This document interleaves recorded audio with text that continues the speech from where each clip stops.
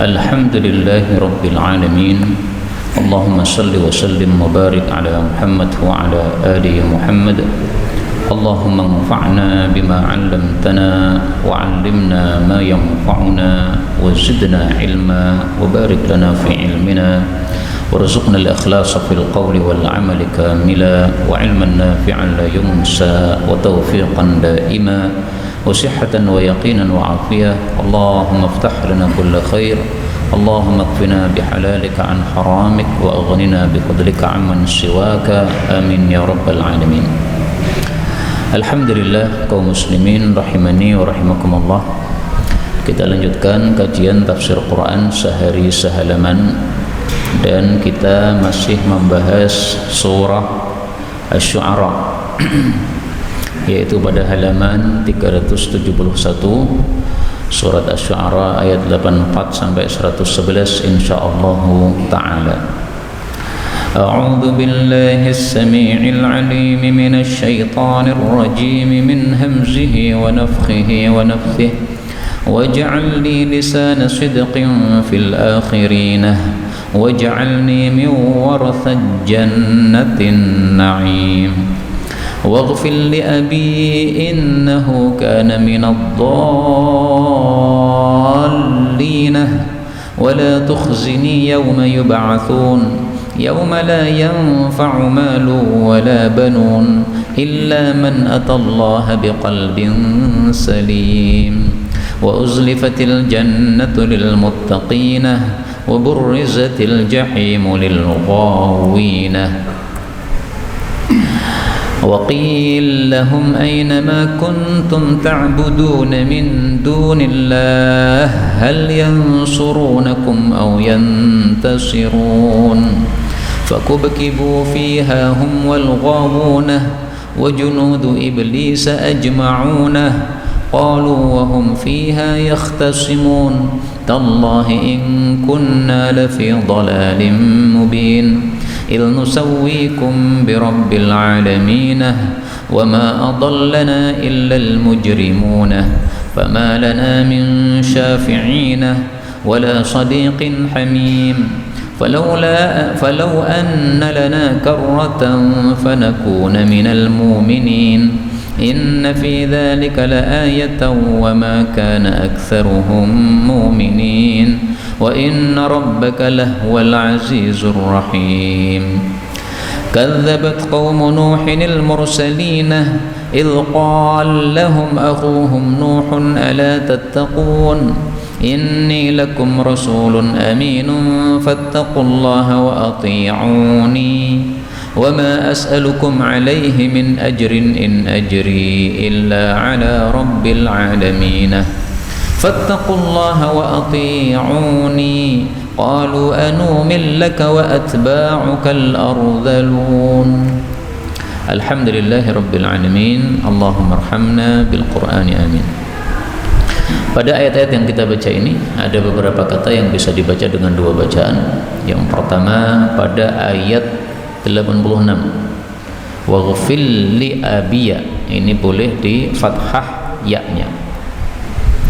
Kemudian pada ayat yang ke-93 hak ketemu hak boleh idgham min dunillah hal.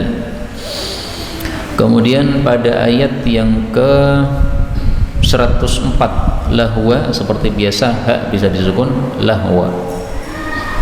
106 qal lahum, lam ketemu lam boleh idgham.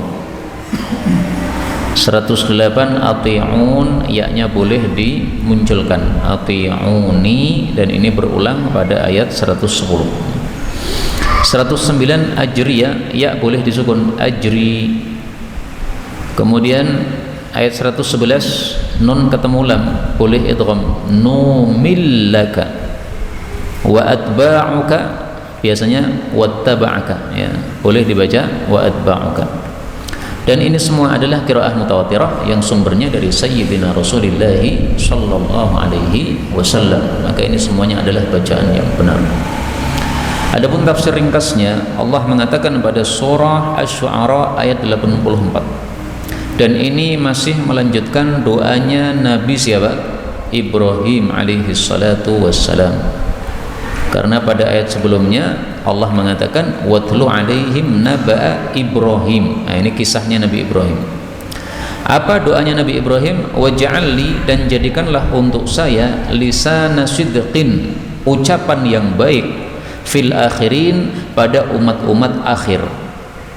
Maksud doa ini adalah, tolong ya Allah, jadikanlah saya ini dipuji dengan pujian yang baik oleh orang-orang setelah saya. Maksudnya minta kepada Allah supaya kita dijadikan sebagai orang yang baik, dan kebaikannya ini dipuji oleh orang-orang setelah kita, didoakan oleh orang-orang setelah kita. Dan doanya Nabi Ibrahim dikabulkan oleh Allah Subhanahu wa taala. Setiap hari kita melakukan salat, di dalam tahiyat kita membaca doa salawat, namanya salawat Ibrahimiyah. Allahumma salli ala Muhammad wa ala ali Muhammad kama sallaita ala Ibrahim wa ala ali Ibrahim innaka Hamidum Majid. Nah, ini termasuk lisan sidqin ya. Ucapan yang baik, maksudnya pujian yang baik dari orang-orang setelah Nabi Ibrahim alaihissalatu wassalam. Dan semua agama memuji Nabi Ibrahim. Umat Islam memuji Nabi Ibrahim, mendoakan Nabi Ibrahim alaihissalatu wassalam. Yahudi juga begitu, tidak membenci Nabi Ibrahim. Nasrani juga, semua agama mendoakan Nabi Ibrahim alaihissalatu wassalam. Berbeda dengan Nabi Musa ya. Orang-orang Nasrani enggak mau Nabi Musa, maunya Nabi Isa. Sebaliknya Yahudi maunya Nabi Musa, tidak mau Nabi Isa. Bahkan mereka menganggap Nabi Isa itu anak zina. Na'udzubillahi min syarri dzalik. Kalau Nabi Ibrahim, sepakat semua agama bahwa Nabi Ibrahim orang yang baik, yang dipuji. 85. Waj'alni, dan jadikanlah saya miwarathati, termasuk dari pewaris-pewaris jannatin na'im, surga yang penuh dengan kenikmatan. Jadi minta dimasukkan ke dalam surga, maksud ayat ini. Karena itu marilah kita meniru doanya Nabi Ibrahim alaihissalatu wassalam. Apa yang diminta? Asma amaninal jannah, cita-cita tertinggi kita adalah masuk surga. Adapun harta dunia dan sebagainya itu hanya sementara saja. Yang paling inti sebenarnya kita bisa masuk surganya Allah Subhanahu wa taala. Kenapa disebut warathah, pewaris? Karena setiap manusia itu ada punya tempat di surga dan ada punya tempat di neraka. Orang-orang kafir memilih tempatnya yang di neraka, berarti tempatnya yang di surga mereka tinggalkan.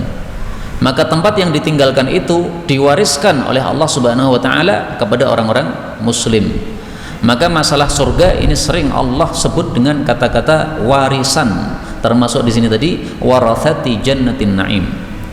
Contoh yang lain pada surat Maryam ayat 63 Allah mengatakan tilkal jannatul lati nurithu, itulah surga yang kami wariskan min ibadina man kana taqiyya, kepada orang-orang yang bertakwa dari hamba-hamba kami. Nah, Allah di sini sebutkan kami wariskan. Kenapa? Asalnya miliknya orang-orang ahli neraka, orang-orang kafir, tapi mereka nggak mau ngambil.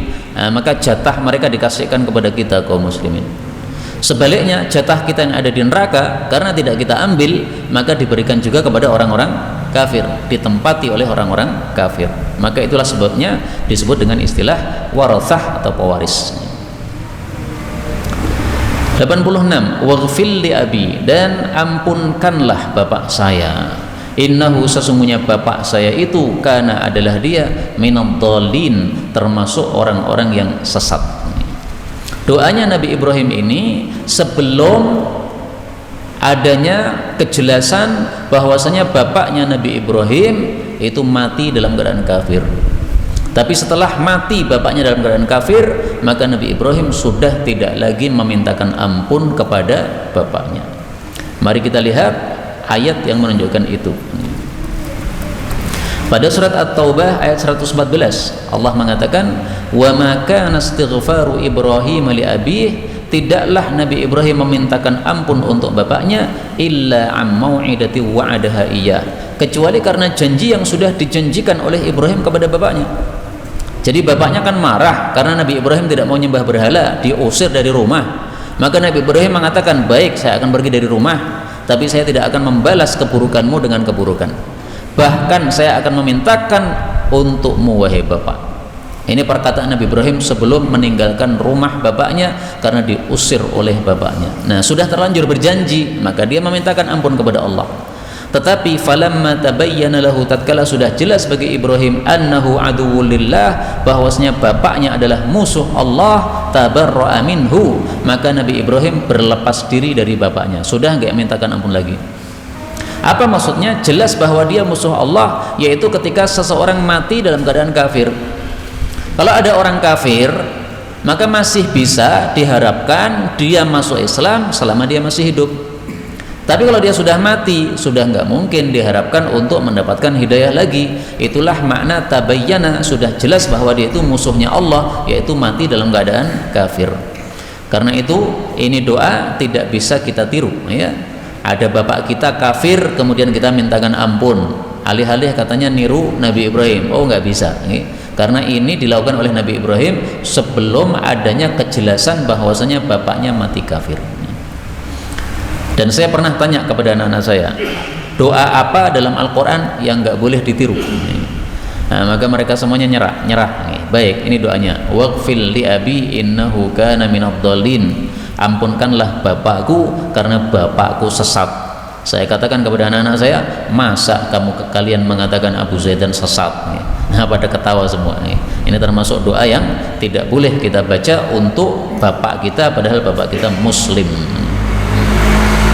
87. Wala tukhzini, dan janganlah engkau menghinakan saya yauma yub'atsun, pada hari manusia-manusia dibangkitkan. Maksudnya, tolong ya Allah, nanti di akhirat saya dimuliakan, jangan dihinakan. Kapan seseorang itu menjadi hina di akhirat? Kalau disiksa oleh Allah Subhanahu wa taala di neraka.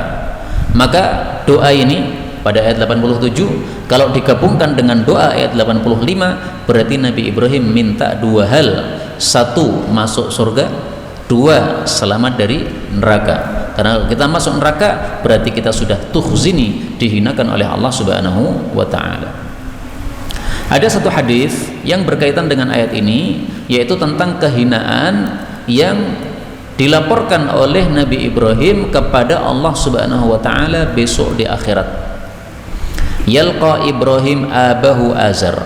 Besok Nabi Ibrahim akan berjumpa dengan bapaknya Azar pada hari kiamat. Sementara wajahnya bapaknya itu penuh dengan kekotoran dan debu, yaitu karena susah dia karena masuk neraka. Maka Ibrahim menegur bapaknya, alam aqul laka la tu'sini, wahai bapak, bukankah di dunia sudah saya katakan jangan durhaka kepada saya, taatilah ucapan saya karena saya ini nabi. Maka bapaknya menjawab, hari ini saya tidak mendurhakai engkau. Maka Nabi Ibrahim mengatakan, wahai Allah, engkau sudah menjanjikan saya untuk tidak menghinakan saya pada hari manusia dibangkitkan. Wa ayyu khizyan akhza min abil ab'ad, dan kehinaan apa yang lebih dahsyat daripada bapak saya ini yang masuk neraka. Jadi maksudnya seolah-olah Nabi Ibrahim minta supaya bapaknya apa? Diselamatkan dari neraka. Kenapa? Karena kalau saya masuk surga tapi bapak saya masuk neraka, ini sesuatu kehinaan. Apa jawab Allah Subhanahu wa taala? Inni haramtul jannah, saya haramkan surga alal kafirin, bagi orang-orang yang mati kafir. Lalu Nabi Ibrahim disuruh melihat, ungdur, lihatlah apa yang ada di antara kedua kakimu, di bawah kakinya. Lalu dia melihat ternyata ada dzikhin mutalattikhin, ya. Intinya adalah bangkai yang sudah rusak dan dia sudah berbau, sudah tidak menyenangkan sekali. Fayu'khadhu biqawaimihi fayulqa finnar, lalu diambil tangan dan kakinya lalu dilempar di neraka. Ini maksudnya adalah gambar untuk bapaknya tadi. Bapakmu tempatnya di neraka. Kenapa? Dia kotoran seperti ini, bangkai seperti ini, nggak pantas masuk surga.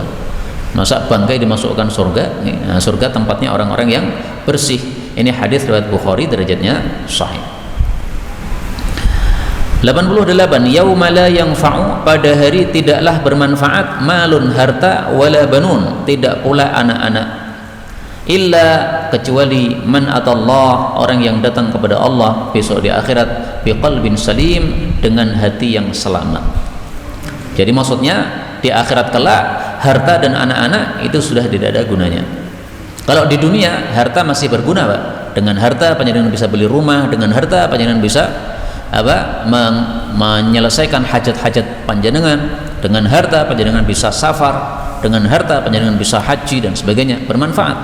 Tapi di akhirat harta sudah nggak ada gunanya. Di akhirat yang berguna adalah amal kita. Amal diterima oleh Allah, Allah kasih rahmat. Allah kasih rahmat, masuk surga. Adapun harta nggak ada nilainya. Makanya harta itu jangan sampai menyebabkan kita jadi sengsara di akhirat kelak. Hendaklah harta menyebabkan kita jadi bahagia kelak di akhirat. Harta yang kita infakkan itu menjadi kebahagiaan besok di akhirat. Adapun kalau seseorang menggunakan harta dengan sesuatu yang tidak diridhai oleh Allah Subhanahu wa taala untuk keharaman, maka itu menjadi kesengsaraan besok di akhirat. Kemudian yang dimaksud dengan qalbin salim, hati yang selamat, itu adalah hati yang selamat dari dua hal. Satu, selamat dari kesyirikan. Kalau hatinya ada kesyirikan sebagaimana bapaknya Nabi Ibrahim, maka dia tidak akan berguna sama sekali besok di akhirat, karena dia akan sengsara di dalam neraka. Yang kedua, selamat dari keraguan-raguan sebagaimana orang-orang munafik. Manusia kan ada tiga kan, ada orang muslim, mukmin, ada orang kafir, ada orang munafik. Orang mukmin percaya ada akhirat, orang kafir tidak percaya ada akhirat, orang munafik ragu-ragu. Nah, kita harus selamat dari dua hati ini, hatinya orang kafir dan hatinya orang munafik. Hatinya orang kafir isinya syirik atau kafir, hatinya orang munafik isinya keraguan-raguan. Nah, yang hatinya selamat dari keraguan-raguan dan kesyirikan, itulah nanti yang akan berguna di hadapan Allah Subhanahu wa taala di akhirat kelak. Jadi yang dimaksud selamat di sini bukan selamat dari dosa. Karena kalau selamat dari dosa, siapa yang selamat dari dosa di antara kita, Pak? Nggak ada yang selamat dari dosa di antara kita. Semua kita pasti punya dosa. Dan kalau kita berbuat dosa, maka hati kita ada titik hitam padanya. Sebagaimana sabda Nabi SAW, nuktatun sauda. Innal abda, sesungguhnya hamba, idza akhta'a khati'ah, kalau berbuat dosa, nuqitat fi qalbihi nuqtah sauda. Di titik di hatinya satu titik hitam. Kalau dia bertobat, istighfar, hatinya bersih lagi. Tapi kalau menambah lagi, tambah titiknya lagi. Kalau terus-terus menambah, maka titiknya semakin banyak sampai menutupi hati semuanya. Ini hadis sahih riwayat Imam Tirmidzi. Maka yang dimaksud selamat di sini bukan selamat dari titik hitam tadi, bukan. Kalau selamat dari titik hitam, ya hanya nabi-nabi saja yang hatinya selamat dari titik hitam. Tapi semua manusia tidak ada yang selamat dari titik hitam tersebut, karena pasti kita manusia punya dosa di hadapan Allah Subhanahu wa taala. Mudah-mudahan Allah mengampuni kita semua. Amin ya rabbal alamin. 90. Wa uzlifat, dan ditekatkan al jannatu, jannah itu lil muttaqin, bagi orang-orang yang bertakwa. Maksudnya besok di akhirat jannah akan didekatkan kepada orang-orang yang bertakwa. Dan dari sini kita ambil pelajaran bahwa untuk memuliakan orang, kita mendekatkan sesuatu yang kita hidangkan kepadanya. Seperti misalnya pengajian seperti ini. Nah, ini rotinya didekatkan kepada ustadznya, rotinya dibagikan kepada para peserta, mendekatkan, tidak disuruh ngambil sendiri-sendiri ya. Meskipun boleh saja disuruh ngambil sendiri-sendiri, tapi lebih mulia kalau didekatkan. Wa burrizat, dan ditampakkan al jahimu, neraka jahim itu lil ghawin, bagi orang-orang yang melampaui batas. Yang dimaksud melampaui batas di sini ghawa, mohon maaf, bukan melampaui batas, orang-orang yang sesat ya. Yang dimaksud orang-orang yang melampaui batas di sini, yang sesat di sini adalah orang-orang kafir. Jadi besok di akhirat jannah akan ditampakkan kepada orang-orang kafir. Bagaimana Allah menampakkan, mohon maaf, neraka ditampakkan kepada orang-orang kafir? Kok ngomongnya salah terus, kenapa ini? Nah, baik, kita lihat hadisnya ya. Rasulullah sallallahu alaihi wasallam bersabda, yuja'u bi jahannam, akan didatangkan neraka jahannam, yauma idzin, pada hari itu di akhirat, laha sab'una alfa zimamin, memiliki 70.000 tali kekang. Ma'a kulli zimamin sab'una alfa malakin, setiap tali kekangnya dipegang oleh 70.000 malaikat, yajurunaha, yang mereka menarik neraka jahannam tadi. Jadi sebagaimana surga didekatkan, maka neraka pun juga didatangkan supaya ditampakkan kepada orang-orang kafir. Inilah makna burrizat, ditampakkan dan dengan cara didatangkan dengan kondisi seperti itu tadi. Dan ini menunjukkan besarnya neraka jahanam sehingga perlu ditarik oleh banyak sekali malaikat-malaikat yang diciptakan oleh Allah Subhanahu wa taala. Waqila, dan dikatakan lahum kepada mereka, aina, di mana, ma kuntum ta'budun, apa yang adalah kalian dulu di dunia menyembah, min dunillah, dari selain Allah. Hal yang surunakum, apakah mereka bisa menolong kalian, au yantasirun, atau mereka bisa menolong diri mereka sendiri. Jadi mereka dicela oleh Allah, kalian di dunia menyembah berhala, katanya berhala bisa menyelamatkan besok di akhirat. Nah, sekarang mana buktinya? Kalian masuk neraka, berhala kalian masuk neraka, kalian tidak bisa ditolong oleh berhala, dan berhala juga tidak bisa menolong diri sendiri. Jadi kata-kata yantasirun, ya, berhala tidak bisa menolong diri sendiri, ini menunjukkan bahwa berhala-berhala yang mereka sembah juga dimasukkan ke dalam neraka. Apa salahnya batu yang disembah kok dimasukkan dalam neraka? Ya nggak ada salah, tetapi dimasukkan ke dalam neraka untuk menghinakan orang-orang kafir yang dulu menyembah mereka. Dulu kalian sembah-sembah, sekarang lihat sendiri, masuk neraka mereka nggak bisa apa-apa. Dan itu disebutkan oleh Allah pada ayat yang lain, bahwasanya berhala-berhala dilemparkan ke dalam neraka oleh Allah. Pada surat Al-Anbiya ayat 98, innakum wa ma ta'buduna min dunillah, sesungguhnya kalian dan semua yang kalian sembah selain Allah, hasabu jahannam, menjadi kayu bakar jahannam. Lau kana haula alihah, andaikan berhala-berhala itu adalah Tuhan betul, ma waraduha, tidak akan mereka masuk neraka. Tuhan kok masuk neraka? Tuhan model apa itu? Disiksa dalam neraka katanya, tapi Tuhan disebutnya. Kemudian Allah mengatakan fakubkibu fiha hum wal ghawun. Apa makna fakubkibu? Maka mereka pun dilemparkan satu di atas yang lain, jadi ditumpukkan, ya, dilemparkan satu, dilemparkan yang berikutnya. Nah, berarti dilemparkan sampai tumpuk-tumpukan begitu. Fiha, di dalamnya, hum, mereka, wal ghawun, dan orang-orang yang sesat. Yang dimaksud orang-orang yang sesat dalam ayat ini adalah para setan-setan, karena setan itulah yang menyesatkan manusia. Jadi sumber kesesatan adalah apa? Setan. Maka ghawin pada ayat 94 ini berbeda dengan ghawin pada ayat 91. Kalau ghawin ayat 91 ini orang-orang kafir. Kalau ghawun pada ayat 94 ini adalah para setan. Demikian ditafsirkan oleh Al-Baghawi. Wa junudu, dan tentara-tentara iblis ajma'un, semuanya juga dimasukkan dalam neraka. Siapa tentara iblis? Yaitu orang-orang yang mengikuti iblis. Karena itu dalam Islam kita dilarang mengikuti langkah setan. Setan makan dengan tangan kiri, kita suruh makan dengan tangan kanan. Jangan mengikuti langkah setan. La tattabi'u khutuwatis syaitan. Kalau mengikuti langkah setan bagaimana? Nanti termasuk junudu iblis, pengikut-pengikut iblis. Kalau mengikuti iblis, iblis masuk neraka, kita pun juga masuk neraka. Na'udzubillahi min syarri dzalik. 96, qalu, mereka mengatakan, wahum, dan mereka, fiha, di dalam neraka, yahtasimun, bertengkar, mengatakan apa? Tallahi, demi Allah, in kunna, sungguh adalah kami dulu di dunia, lafi dhalalim mubin, sungguh di dalam kesesatan yang nyata. Jadi maksudnya antara yang disembah dengan yang menyembah itu saling menyalahkan. Itulah makna yahtasimun, saling bertengkar. Dan ini disebutkan oleh Allah dalam banyak ayat. Contohnya surat Shad ayat 64, inna dzalika lahaqqun takhasumu ahlin nar. Pertengkaran ahli neraka itu betul-betul hak, pasti akan terjadi. Yang memimpin kesesatan dengan yang dipimpin itu nanti akan saling menyalahkan. Yang memimpin mengatakan gara-gara kalian mengikuti, akhirnya tambah besar kelompok saya.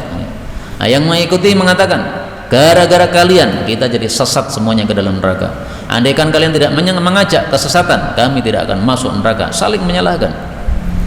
Maka mereka menyalahkan berhala. Demi Allah, kami dulu di dunia sesat. Kapan sesatnya? Ketika nusawwikum, kami menyamakan kalian, wahai berhala-berhala, bi rabbil alamin, dengan pemelihara seluruh alam, yaitu Allah Subhanahu wa taala. Jadi mereka baru mengakui kesalahan syirik, tapi besok di neraka sudah nggak ada gunanya. Di dunia mereka bangga sekali, namanya Tuhan itu harus lebih dari satu. Tuhan kok satu, itu gimana?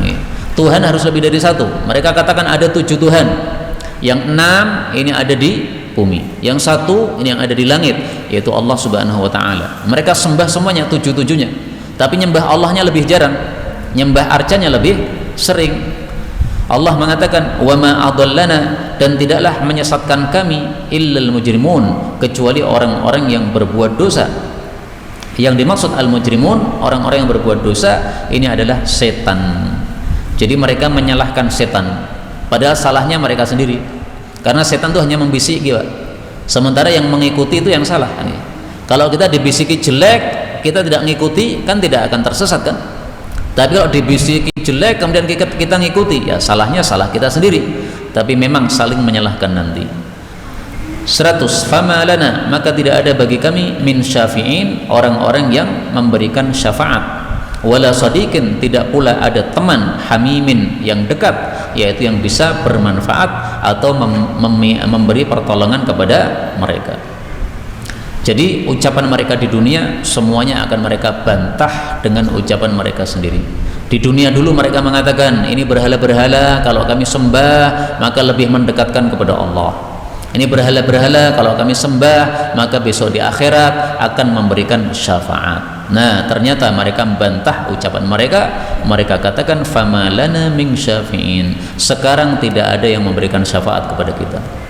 Ini mereka mengatakan begini karena melihat adanya orang-orang yang diberi syafaat, orang-orang muslim yang masih punya dosa tetapi belum diampuni oleh Allah, dimasukkan ke dalam neraka. Tapi setelah Allah memberikan syafaat, mereka keluar dari neraka. Nah, orang-orang kafir melihat bahwasanya ada orang-orang muslim yang dulu bersama mereka dalam neraka tapi akhirnya dikeluarkan dari neraka. Mereka mengatakan fama lana min syafi'in, kami enggak punya orang-orang yang memberikan syafaat. Orang-orang muslim yang masuk neraka masih memberikan, ada yang memberikan syafaat. Nah, kaum muslimin rahimani wa rahimakumullah, supaya kita mendapatkan syafaat besok di akhirat kelak, Rasul sallallahu alaihi wasallam mengatakan halat lahu syafaati yaumal qiyamah man qala hina yasma'un nida, barang siapa yang berdoa ketika mendengar adzan, Allahumma rabba hadhihi ad-da'wati at-tammah was-salatil qa'imah ati Muhammadanil wasilata wal fadilah wa ba'athhu maqaman mahmudan alladhi wa'adtah, maka pasti dia mendapatkan syafaatku besok pada hari kiamat. Hadis riwayat Bukhari. Karena itu tolong dilazimi, adzan dikumandangkan, kita dengarkan, kita tirukan per kalimat. Selesai menirukan per kalimat, baca doa ini, Allahumma rabba hadhihi da'wah. Ini yang pertama. Yang kedua, setiap pagi bacalah salawat 10 kali, setiap sore bacalah salawat 10 kali. Rasulullah menjanjikan, siapa yang salawat 10 kali kepada saya pagi hari dan sore hari, maka akan mendapatkan syafaat saya besok pada hari kiamat. Dua ini tolong dilazimi, semua kita melaziminya agar masuk ke dalam surga. 102 falau anna, maka kalaulah bahwasanya lana, bagi kami, qarratan, ada pengulangan, fanakuna, maka kami akan menjadi minal mu'minin, termasuk orang-orang yang beriman. Yang dimaksud pengulangan ini adalah kembali ke dunia. Jadi mereka berangan-angan, andaikan kami bisa kembali ke dunia maka alangkah bagusnya, kami akan menjadi orang-orang beriman, kami tidak akan menjadi kafir lagi. Seandainya betul ini dilakukan oleh Allah, dikembalikan ke dunia, bagaimana? Pasti mereka akan kafir lagi.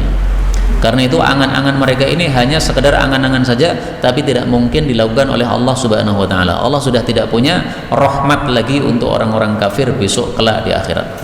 Kalau di dunia Allah masih punya rahmat kepada orang-orang kafir. 103 inna fi dzalika, sesungguhnya dalam hal itu, la ayatan, sungguh ada tanda. Wa ma kana aktsaruhum, dan tidak adalah kebanyakan mereka mukminin, beriman kepada Allah Subhanahu wa taala. Jadi semua yang dijelaskan oleh Allah ini tadi, ini semuanya menunjukkan tanda kekuasaan Allah Subhanahu wa taala, sehingga marilah kita mengambil pelajaran darinya, yaitu kita takut kepada Allah, mencari surganya Allah Subhanahu wa taala. Dan di sini Allah katakan kebanyakan mereka tidak beriman, berarti yang kafir itu lebih banyak daripada yang beriman. Dan sudah sering saya sampaikan hadis Nabi SAW yang sahih, antara muslim dengan kafir kalau dibandingkan, itu muslimnya satu helai bulu yang berwarna putih dari tubuhnya sapi yang berwarna hitam. Semua bulunya hitam kecuali satu bulu putih. Nah, itu bandingannya, Pak. Jadi sangat banyaknya orang-orang kafir. Dalam hadis yang lain disebutkan, dari 1000 orang yang masuk surga 1 orang. Yang 999 masuk neraka. Maka berbahagialah kita termasuk orang-orang yang beriman, mudah-mudahan dijaga oleh Allah sampai mendapatkan husnul khatimah. 104 wa inna rabbaka, dan sesungguhnya pemeliharamu, lahuwa, sungguh dia itu al-aziz, maha gagah, ar-rahim, maha sayang. Maha gagah artinya kalau Allah menghendaki sesuatu menyiksa kepada hamba-hambanya yang kafir, tidak ada yang bisa menolak.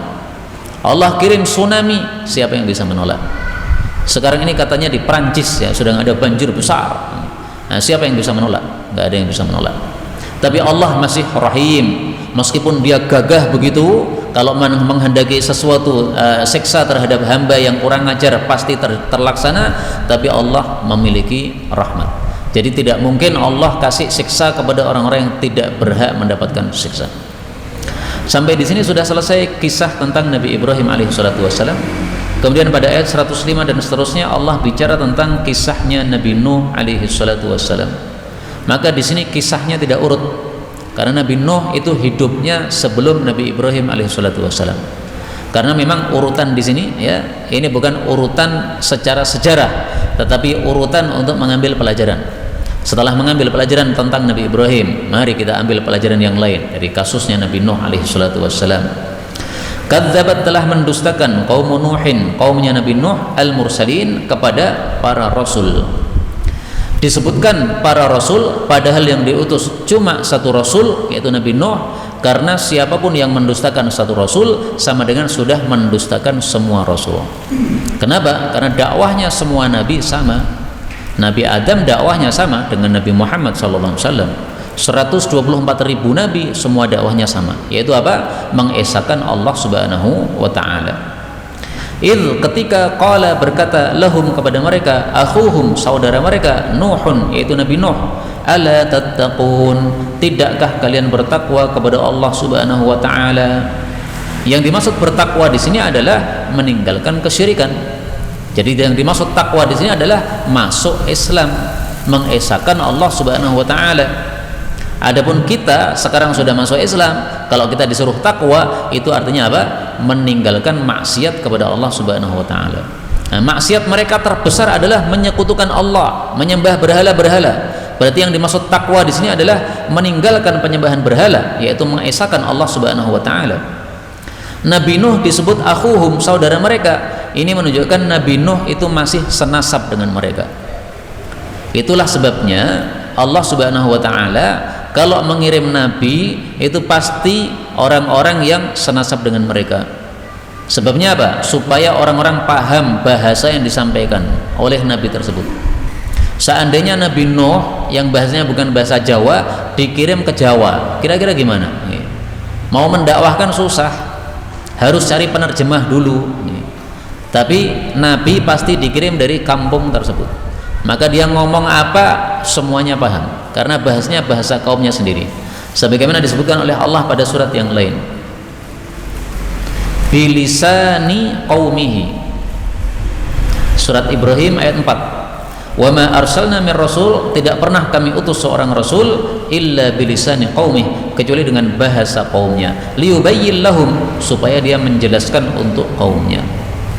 Maka kita ambil pelajaran, paling bagus kalau berdakwah itu menggunakan bahasa tempatan. Tempatan di situ misalnya orang-orangnya biasanya pakai bahasa Jawa, karena orang-orang desa misalnya. Nah, paling bagus kajiannya dengan bahasa Jawa. Tidak seperti saya nih, di mana-mana kajiannya bahasa Indonesia, karena memang raisoh basa Jawa.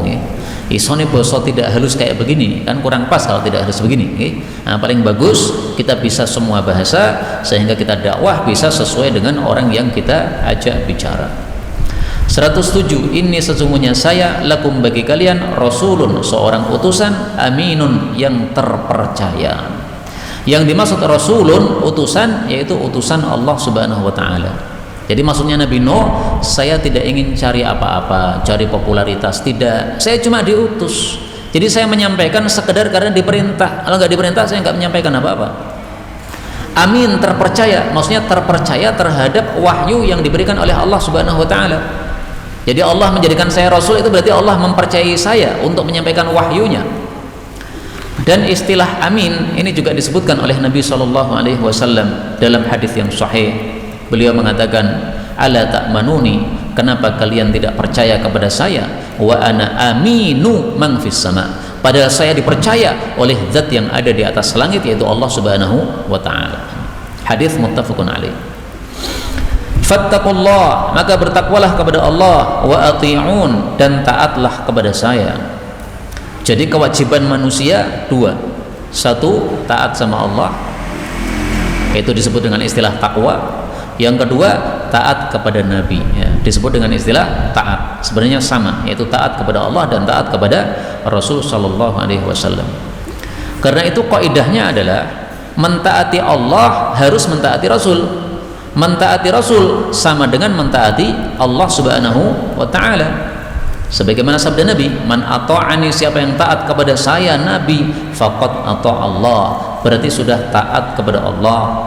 Jadi dua ini nggak bisa dipisahkan, Pak. Saya maunya taat Allah, taat Nabi saya nggak mau.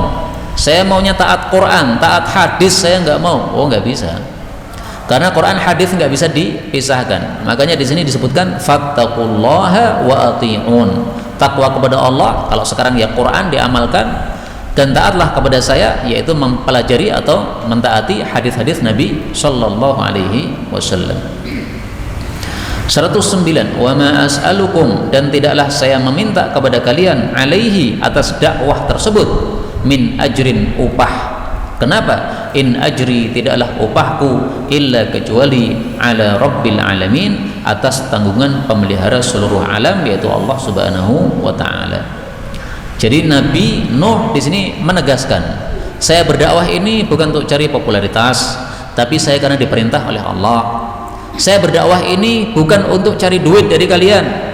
Saya sudah berdakwah, sudah sampai lelah ngomong, maka kemudian minta duitnya atau minta minumannya karena haus, enggak sama sekali. Tapi karena betul-betul diperintahkan oleh Allah, ini kewajiban saya hanya minta upah dari Allah Subhanahu wa ta'ala.